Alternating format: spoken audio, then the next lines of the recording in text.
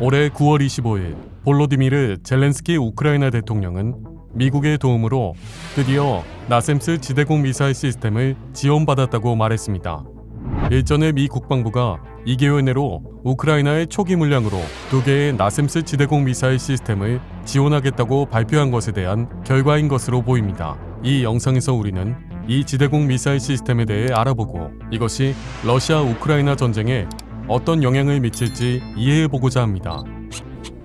최근까지 우크라이나 방공체계는 30년 된 소련의 S-300과 부크 지대공 미사일 체계로 구성되어 있었습니다.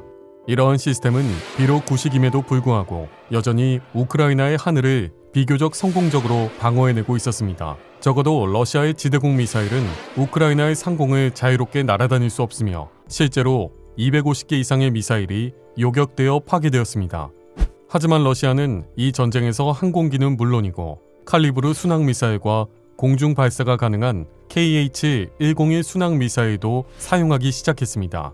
여기에 이스칸더 작전 전술 미사일과 킨잘 극초음속 미사일은 더 말할 것도 없습니다. 이렇게 되면 우크라이나의 기존 방공망 시스템은 고대 유물로 전락하게 될 것입니다. 실제로 3개에서 4개의 대공 미사일을 사용한다고 하더라도 칼리브르를 요격할 확률은 50%밖에 되지 않습니다. 게다가 우크라이나의 대공 미사일은 거의 고갈되고 있는데 새로운 미사일을 구할 수조차 없는 상황입니다. 따라서 우크라이나는 현대적인 대공 미사일 시스템의 필요성이 절실한 상황인데 여기에 바로 그 첫 번째 구세주 나셈스 복합 시스템이 있습니다. 나셈스 미사일 시스템은 근본적으로 다른 수준의 무기입니다. 이 시스템은 유럽연합이 네트워크 중심전을 염두에 두고 개발한 시스템입니다. 나셈스는 노르웨지안 어드밴스드 서페이스 투 에어 미사일 시스템의 약자입니다. 노르웨이의 방산업체인 콩스버그 디펜스 앤 에어로스페이스와 미국의 거대 기업 레이선이 이 시스템을 공동 개발했습니다. 앞서도 언급했듯이 유럽 국가들은 이 시스템을 네트워크 중심전에 활용할 수 있도록 설계하였습니다. 지대공 미사일 시스템에 의존하는 소련의 방공 개념과 달리 서방의 대공 방어 방식은 강력한 전투기를 기반으로 하는 영공 점유를 기반으로 하고 있습니다. 이를 활용하여 노르웨이와 미국 설계자는 항공기에서 사용되는 지상 전용 플랫폼 형태로 개조하여 미사일을 지상에서도 발사할 수 있도록 개발했습니다. 복합 시스템이라는 개념 자체가 상당히 최근에 개발되었습니다. 1세대 나셈스의 개발은 1990년대 초 서구 전문가들이 네트워크 중심전의 개념을 이해한 후부터 시작되었습니다. 이러한 네트워크 중심전의 개념을 이해함에 따라 복합 시스템의 아키텍처가 구상되었습니다.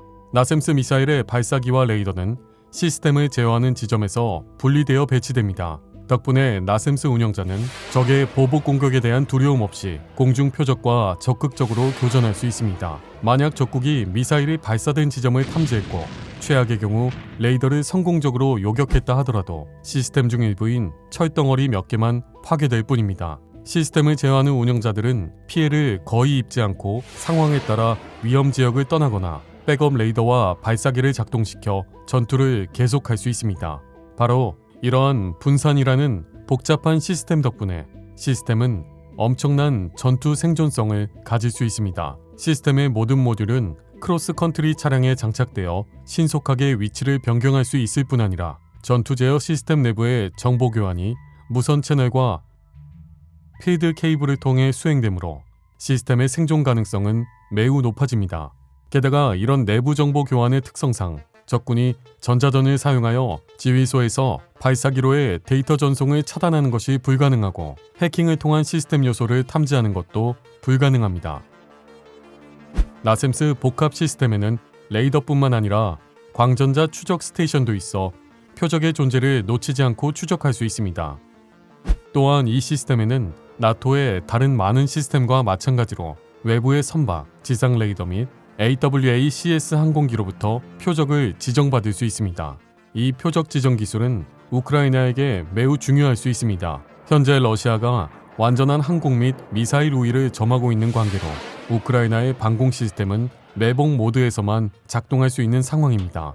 즉, 우크라이나 국경선을 따라 지속적으로 비행하는 나토 AWACS 항공기가 러시아 비행기와 미사일을 탐지한 다음 우크라이나 방공 시스템으로 러시아 목표물이 전장에 진입하는 좌표와 시간을 전송할 수 있습니다. 그렇게 되면 이제 우크라이나 군대는 전달받은 시간에 대공미사일 시스템의 레이더를 잠깐 동안만 켠 다음 목표물을 고정하고 대공미사일을 발사하기만 하면 끝납니다. 레이더를 켜고 발사까지 단 1에서 2분이면 충분합니다. 러시아는 결코 이 짧은 순간 동안에 우크라이나 레이더를 요격할 여유가 없을 것입니다. 현재는 우크라이나가 여전히 소련의 대공미사일 시스템을 사용하고 있기 때문에 AWACS 항공기와 소련의 S-300 및 부크 M1을 하나의 시스템으로 운용하기 위해서는 나토의 전문가들에게 의존해야 합니다. 노르웨이 나셈스를 사용하면 그럴 수고를 할 필요가 없으며 우크라이나가 필요한 정보를 보다 더 빨리 나토로부터 전송받을 수 있습니다. 지금까지 나셈스 복합 시스템은 3세대에 걸쳐 개발되었습니다. 최초 세대는 1998년에 배치되었으며 중거리 AIM-120 암램 항공기 미사일을 주탄으로 사용합니다. 미사일은 지상 발사용으로 개조되었으며 능동 레이더 유도 헤드가 장착되어 있고 파편 폭탄탄두를 탑재하고 있습니다. 2세대 모델은 2006년부터 활약하기 시작했습니다. 초기 모델과의 주요 차이점은 향상된 제어 시스템과 함께 발사기가 증가되었고 모든 모듈을 오프로드 성능이 향상된 차량에 배치할 수 있도록 개선되었습니다. 2019년에는 기존의 모델에서 사거리가 추가로 확장된 3세대 나셈스가 도입되었습니다. 이 새로운 복합 시스템은 AIM-9 사이드와인더, 아이리스-T SLS 적외선 표적화 미사일과 같은 단거리 미사일부터 암램 ER과 같은 장거리 미사일까지 발사할 수 있습니다. 아마도 우크라이나에 보급된 나셈스는 2세대 버전일 가능성이 가장 높습니다. 그럼 이 2세대 시스템을 좀 더 자세히 살펴보도록 하겠습니다. 완전한 2세대 나셈스 세트에는 각각 6개의 AIM-120 암램 미사일, 8개의 AN/MPQ-64F1 향상된 센티넬 레이더, 1개의 화력 분배 센터, 1대의 전자광학 카메라가 장착된 차량 및 1대의 전술 제어 차량에 배치된 12개의 발사기로 구성됩니다. 이 시스템의 사거리는 2.5에서 25km 범위이며 고도 범위는 30m에서 16km입니다. 단일 미사일의 목표물 명중률은 85%이며 최대 발사 속도는 초속 1000m에 달합니다. 즉 나셈스가 비록 이스칸더르와 네거스를 파괴할 수는 없지만 이 둘을 제외한 러시아의 모든 항공기와 미사일은 그들의 잠재적 목표물입니다. 이제 이 지대공 미사일 시스템이 러시아 우크라이나 전쟁 과정에 미치는 영향에 대해 이야기해 보겠습니다. 얼핏 보면 2000km가 넘는 넓은 전장에서 2개의 지대공 미사일 시스템이 할 수 있는 일은 많지 않은 것처럼 보입니다. 이 거리는 뉴욕에서 마이애미까지의 거리보다 길고 뉴욕에서 오클라호마 시티 또는 하바나까지의 거리와도 같습니다. 우크라이나는 전쟁 이전에 약 250대의 S-300과 부크 M1 발사대를 보유하고 있었지만 현재는 적어도 그중 70%가 파괴되었을 것으로 예상됩니다. 그렇다면 총 24개의 발사대로 구성된 단 2개의 나셈스 복합 시스템이 이 전쟁에서 어떻게 도움이 될까요? 우선 24개의 미사일 발사기에는 무려 144개의 미사일이 탑재되며 하나의 미사일당 명중률은 85%에 달합니다. 물론 러시아군의 폭격으로 24개의 발사대 모두는 아니겠지만 일부는 분명 러시아군에 의해 파괴될 수 있습니다. 그러나 전체 파괴 확률을 50%로 잡는다 하더라도 아직 러시아 항공기를 요격할 수 있는 순항미사일 72개나 남습니다. 72개라는 숫자는 여전히 상당한 숫자입니다. 둘째로 러시아 조종사가 나셈스를 반격 위협으로부터 안전하게 요격하기 위해서는 장거리 미사일로만 목표물을 공격할 수 있습니다. 지금 현재 그들이 우크라이나의 구식 방공포를 요격하는 데 사용하는 값싼 재래식 폭탄에 비해 이 장거리 미사일은 정말 비쌀 뿐 아니라 요격하기까지 시간도 오래 걸립니다. 서구연합의 무기를 운반하는 드네프르강의 우크라이나 다리가 왜 하나도 파괴되지 않았는지 생각해 보신 적이 있으십니까? 그 이유는 바로 칼리브르로는 그 다리들을 파괴할 수 없고 우크라이나 방공 시스템은 러시아가 3톤 폭약으로 다리들을 폭격하는 것을 허용하지 않기 때문입니다. 마지막으로 가장 중요한 것은 과연 단 2개의 시스템이 끝일까요? 미국이 필요에 따라 추가로 지원하지 못할 특별한 이유가 있을까요? 지원 가능한 나셈스는 충분히 많습니다. 나셈스는 15개국에서 운용되고 있으며 생산 기술이 우수한 데다가 이미 생산된 AIM-120 미사일의 수는 총 14,000대를 초과합니다.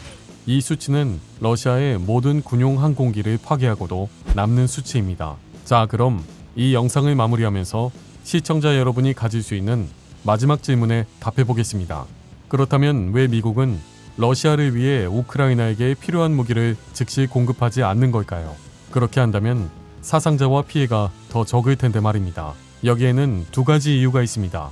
첫 번째는 많은 수의 우크라이나 군인이 서구연합의 무기를 잘 활용하도록 신속하게 훈련시키는 것이 불가능하다는 것입니다. 그리고 가장 중요한 또 다른 이유는 러시아가 핵무기 사용을 포함하여 전쟁을 급격히 확대시키지 않도록 미국과 서구연맹은 무기 공급에 신중을 가해야 한다는 것입니다. 즉, 이는 무기를 점차적으로 공급함으로써 러시아가 통제할 수 없는 분노를 유발하지 않도록 하면서 결국에는 우크라이나를 현대무기로 완전 무장시켜서 전쟁에서 승리하도록 하기 위한 그들의 전략입니다. 나셈스 지대공 미사일 시스템에 대해 여러분은 어떻게 생각하십니까? 우크라이나를 침공하는 러시아의 태세에 결정적인 변화를 줄 수 있을까요? 그리고 미국의 전략적인 더딘 무기 공급에 대해 어떻게 생각하십니까? 러시아를 너무 두려워하지 말고 우크라이나를 위해 더 적극적으로 도와야 하지는 않을까요? 아래 댓글창을 통해 여러분의 의견을 남겨주세요. 영상이 재미있었다면 좋아요를 눌러주세요. 저희에게 큰 힘이 됩니다. 그리고 우리 채널을 구독하는 것을 잊지 마세요. 현대무기에 대한 더 많은 흥미로운 비디오가 있습니다.